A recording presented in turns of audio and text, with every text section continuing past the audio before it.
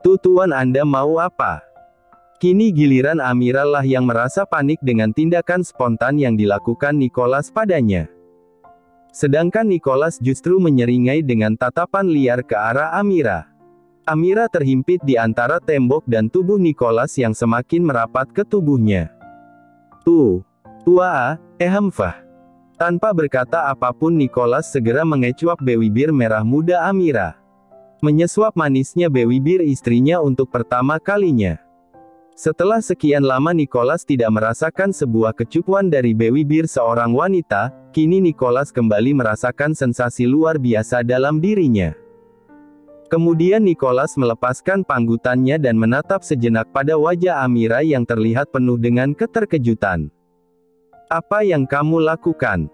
seru Amira saat dirinya mendapatkan kesempatan berbicara. Cepat-cepat Amira menghirup banyak oksigen untuk memenuhi paru-parunya. Melihat Amira tampak jengkel, justru membuat Nicholas menyeringai liar dan semakin tergoda untuk kembali menjamah bibir indah itu. "Hamfah. HMPPPH." Sekali lagi Nicholas menempel bibirnya pada bibir Amira, seolah bibir Amira menjadi candu baginya untuk mengulangi perbuatannya sebanyak-banyaknya. Tangan Nicholas pun tidak tinggal diam, mulai menelusup masuk ke dalam baju milik Amira. Amira berusaha untuk melepaskan diri dan menguasai dirinya. Otaknya masih sangat sadar dengan apa yang sedang dilakukan oleh Nicholas kepada dirinya. Namun, sepertinya tubuhnya berkata lain, ada sesuatu dalam diri Amira yang juga menginginkan lebih, akibat setiap sentuhan yang pertama kali dia rasakan dari Nicholas. "Nicholas, apa yang kamu lakukan? Aku tidak tahu jika benda itu bisa mengeras," seru Amira terkejut. "Aku pun tidak tahu. Kraken itu bisa tiba-tiba memberontak karenamu," seru Nicholas. "Tapi aku tadi peduli akan hal itu," sambung Nicholas, kembali melumat bibir merah muda milik Amira yang mulai sedikit bengkak. Amira kembali mencoba melawan Nicholas yang dengan brutal mencumbuinya. Setelah cukup puas, Nicholas melepaskan pewanggutuannya dan menyeringai licik. Lalu mengangkat tubuh Amira dan menaruhnya di bahunya seperti karung beras. "Mau apa lagi kamu Nicholas?" seru Amira yang terkejut, tiba-tiba tubuhnya diangkat. "Mau apa lagi jika bukan menjinakkan Kraken milikku?" ujar Nicholas sambil memboyong tubuh Amira ke ranjang yang biasa dia tiduri. "Sialan kau Ken. Tidak seharusnya aku menuruti teori yang kau berikan." Batin Amira mengutuki Ken yang sudah mengusulkan dirinya untuk menggoda Nicholas menggunakan pakaian terbuka. Pergumulan yang cukup panjang, mereka lakukan malam ini. Agaknya tidak cukup sekali dilakukan oleh keduanya. Bahkan Nicholas mengulanginya hingga berkali-kali. Amira yang pertama kali merasakan pengalaman pertama bergumul dengan seorang laki-laki dibuat sangat kewalahan. Hingga seluruh tubuhnya terasa remuk redam. Hingga keduanya benar-benar menghentikan aktivitas mereka, setelah kelelahan dan tertidur dalam satu selimut yang sama berbalut peluh. Malam ini untuk pertama kalinya Amira merasakan kebahagiaan sesungguhnya sebagai seorang istri Nicholas Oscar. Terlukis senyuman di wajah Amira, senyum kebahagiaan karena menganggap apa yang dilakukan Nicholas adalah bukti kecintaan Nicholas terhadapnya. Matahari pagi ini sudah bergulir beberapa waktu yang lalu. Nicholas dan Amira menghabiskan malam panjang dan melelahkan, membuat keduanya tidak menyadari datangnya pagi. "Astaga, jam berapa ini? Aku ada pertemuan pagi ini," ujar Nicholas sambil mengerjapkan matanya. Dia merasa lengan kanannya kebas dan kesemutan karena tertindih sesuatu yang berat. Saat dia menoleh ke sisi lengannya, Nicholas sontak terkejut, mendapati Amira tengah berbaring di sampingnya dan menggunakan lengannya sebagai bantalan kepalanya. Bahkan tangan Amira pun berada di atas dada bidang Nicholas yang tampak polos. Lalu Nicholas bergerak untuk duduk menyandarkan badannya di headboard sambil mengumpulkan kesadarannya. "Apa yang terjadi semalam?" gumam Nicholas mencoba mengingat apa yang keduanya lakukan semalam. Merasa ada pergerakan, Amira pun terbangun dan menatap Nicholas dengan sebuah senyuman yang sangat manis. "Selamat pagi Nicholas," sapa Amira yang tidak lagi menggunakan kata "Tuan" saat memanggil Nicholas. Dia merasa tidak perlu memanggil suaminya dengan kata "Tuan", karena Amira berpikir Nicholas kini sudah mengakui keberadaannya sebagai seorang istri. "Apa yang sudah kita lakukan semalam?" tanya Nicholas pada Amira.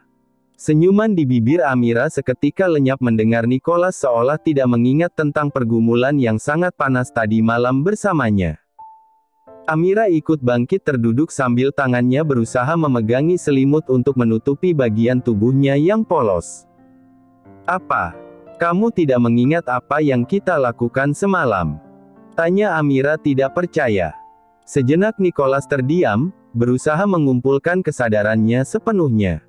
"Aku kira semua itu hanya mimpi," gumam Nicholas lagi. "Kamu menganggapnya apa? Mimpi?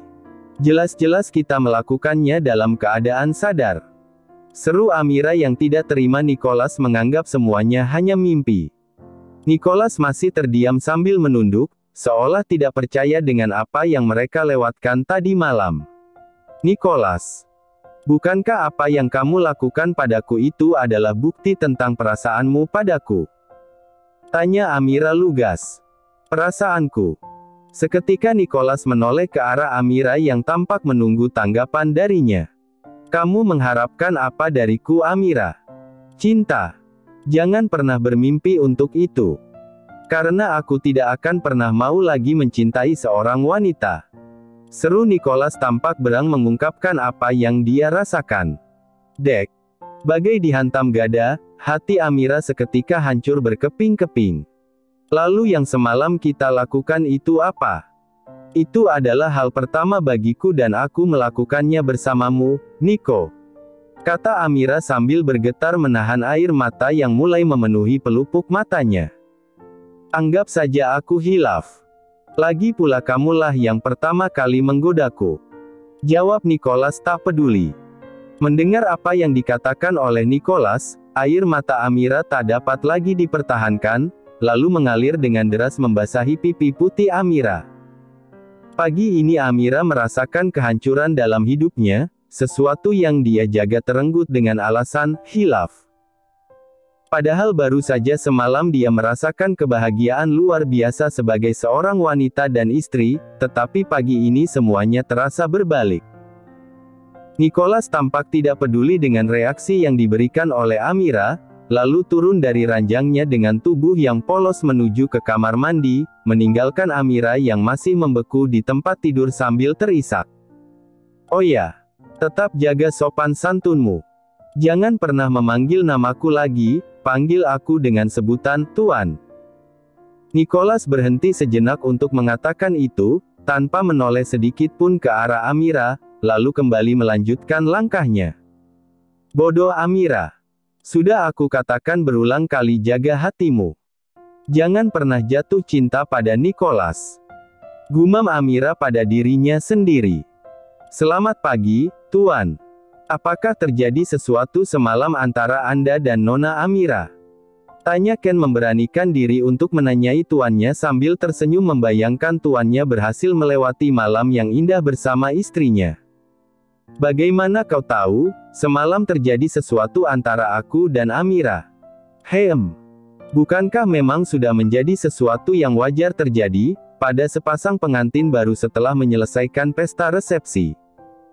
jawab Ken agar tidak mencurigakan Nicholas bahwa apa yang terjadi pada tuannya adalah rencana darinya. "Ya, aku semalam tidak sengaja melakukan itu dengan Amira," jawab Nicholas. "Tidak sengaja? Apakah Anda mabuk saat melakukannya?" "Tidak."